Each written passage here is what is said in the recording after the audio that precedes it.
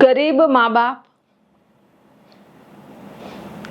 બાપે મહેનત મજૂરી કરીને એક ના એક દીકરાને ભણાવ્યો અને પછી સારી નોકરીએ લગાડ્યો. આગળ જતા તે મોટી ફેક્ટરીનો માલિક થઈ ગયો. એક દિવસ ગામમાં રહેતા બાપને થયું કે લાવને મારા દીકરાને મળી આવું, જોઉં તો ખરા કેવી એની ફેક્ટરી છે, કેવો એ રૂમમાં બેસે છે, કેવી ખુરશી પર બેસે છે, લાય જોઉં.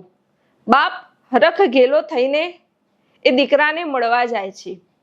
બહાર ઉભેલા જમાદારને કહે છે કે અંદર જઈને કોને કે તારા પિતાજી આવ્યા છે. જમાદાર જાય છે અંદર, દીકરાને કહે છે કે બાર તારા પિતાજી આવ્યા છે. પિતા ગામડાના હતા, કપડા બરાબર ન હતા, મેલા ઘેલા હતા. એ જોઈ દીકરાએ કહી દીધું, એ મારા પિતાજી નથી, એ તો મારા પિતાજીના ઘરે કામ કરે છે ને એ માણસ છે, એને કહી દો પછી આવે.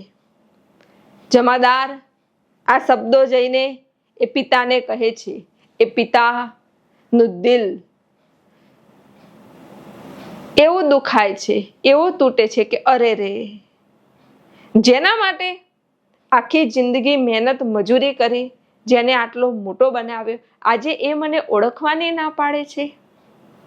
ઓહો, પિતાની આંખો ક્યાંક ખુલે છે, ક્યાંક ભીતરમાં જાગૃતિ આવે છે, ક્યાંક ભીતર જાગરણ થાય છે કે આ સંસાર આટલો સ્વાર્થ. અને પિતા બોલ્યા ચાલ્યા વગર ત્યાંથી નીકળી જાય છે. ઘરે જઈને પત્નીને કહે છે કે જો કોઈ કોઈનું નથી એ વાત આજે સાબિત થઈ ગઈ, બધે સ્વાર્થ જ છે એ વાત આજે સાબિત થઈ ગઈ. હવે આપણે બંને ધર્મમાં લાગીએ, ધર્મનિષ્ઠ બનીએ, ધર્મનું કાર્યમાં લાગીએ અને પોતાનો મનખો જન્મ સાર્થક કરીએ. એ જ મનુષ્ય જીવનની સાર્થકતા છે.